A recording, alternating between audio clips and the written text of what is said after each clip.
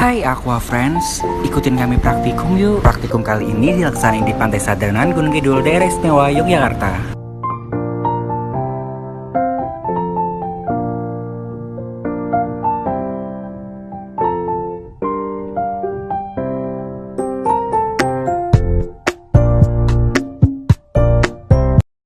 Assalamualaikum warahmatullahi wabarakatuh. Kami dari kelompok 10 akan melakukan praktikum biologi laut, yaitu mengenai transek pada lamun dan juga terumbu karang.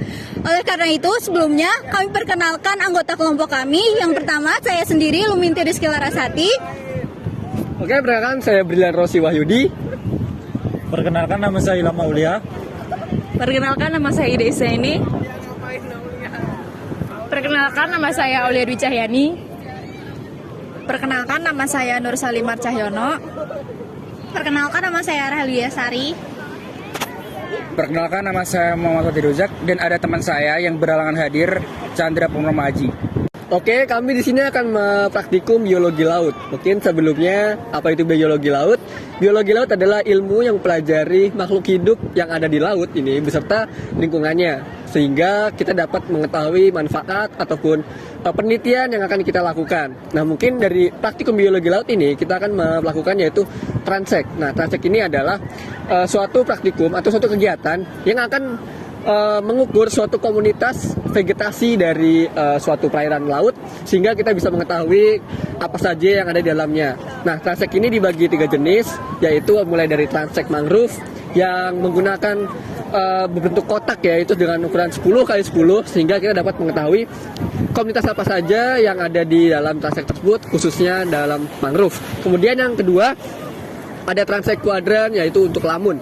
Lamun ini dengan berukuran 1 meter x 1 meter, sehingga dia terlalu besar. Nah, untuk lamun ini kita akan mengetahui jenis lamun ataupun populasi dari lamun yang dalam transek tersebut. Lalu yang ketiga ada transek garis, yaitu transek untuk mengukur terumbu karang. Nah, transek garis ini kita bentangkan sepanjang 50 meter dari garis pantai menuju ke tengah lautan. Baik, yang berikutnya adalah metode transek garis pada terumbu karang. Transek garis digunakan untuk menggambarkan struktur komunitas pada karang dengan melihat karang mati, karang hidup, kemudian bentuk substrat, dan juga keberadaan biota lainnya. Garis transek dimulai dari kedalaman di mana masih ditemukan terumbu karang batu kurang lebih 25 meter sampai di daerah pantai mengikuti pola kedalaman garis kontur. Umumnya dilakukan pada 3 kedalaman, yaitu 3 meter, 5 meter, dan 10 meter, tergantung keberadaan karang pada lokasi di masing-masing kedalaman. Panjang transek yang digunakan yaitu 30 meter atau 50 meter yang penempatannya sejajar dengan garis pantai pulau. Pengukuran dilakukan dengan tingkat ketelitian mendekati sentimeter. Dalam penelitian ini, satu koloni dianggap satu individu.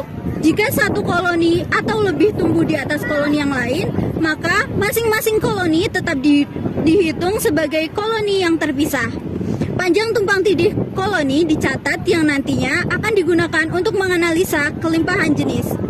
Kondisi dasar dan kehadiran karang lunak, karang mati, lepas atau masif, dan biota lain yang ditemukan di lokasi juga dicatat. Kemudian ada alat yang digunakan dalam pembuatan transek garis terumbu karang. Yang pertama ada gunting, kemudian ada roll meter, selanjutnya ada pasak, batu, dan kayu, kemudian ada rafia berwarna kontras, dan yang terakhir ada pelindung HP anti air.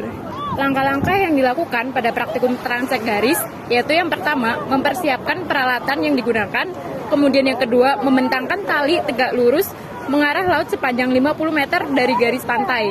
Kemudian yang ketiga, membuat tanda setiap 10 meter pada tali tersebut. Kemudian yang keempat, mengikat tali sepanjang 50 meter ke pasak, batu, dan kayu. Yang kelima, melakukan pengamatan. Kemudian sampel yang diamati yaitu yang pertama, identifikasi terumbu karang, luas tutupan terumbu karang per stasiun, dan yang terakhir ada identifikasi biota. Ya, untuk selanjutnya ada kelebihan dan kekurangan dengan metode transek garis. Untuk kelebihan, yang pertama, akurasi data dapat diperoleh dengan baik. Yang kedua, data yang diperoleh juga jauh lebih baik dan lebih banyak. Yang ketiga, penyahian struktur komunitas seperti presentase tutupan karang hidup atau karang mati, kekayaan jenis, kombinasi, frekuensi kehadiran, ukuran koloni dan keanekaragaman jenis dapat disajikan secara lebih menyeluruh. Yang keempat, struktur komunitas biota yang berasosiasi dengan terumbu karang juga dapat disajikan dengan baik.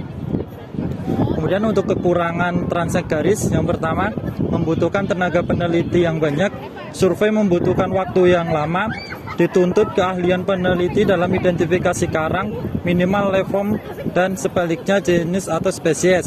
Selanjutnya ada peneliti dituntut sebagai penyelam yang baik dan biaya yang dibutuhkan juga relatif lebih besar. Selanjutnya ada alat dari metode transek kuadran lamun yaitu roll meter, gunting, batu, rafia berwarna kontras, pelindung HP anti air, dan paralon.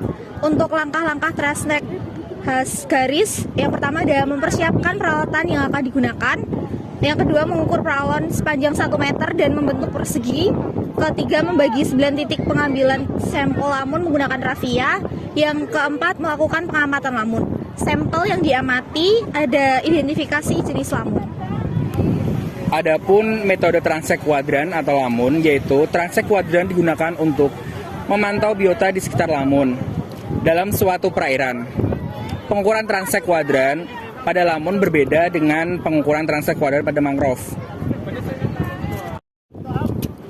Adapun kelebihan dan kekurangan dengan metode transek kuadrat, yang pertama kelebihannya, data yang diperoleh lengkap dengan menggambar posisi biota yang ditemukan pada transek kuadrat dengan bantuan kamera bawah laut.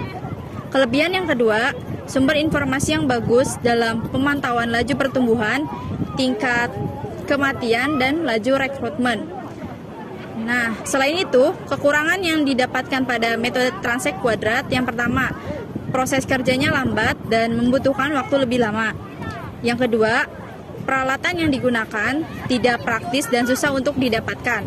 Yang ketiga, metode ini cocok hanya pada luasan perairan yang kecil.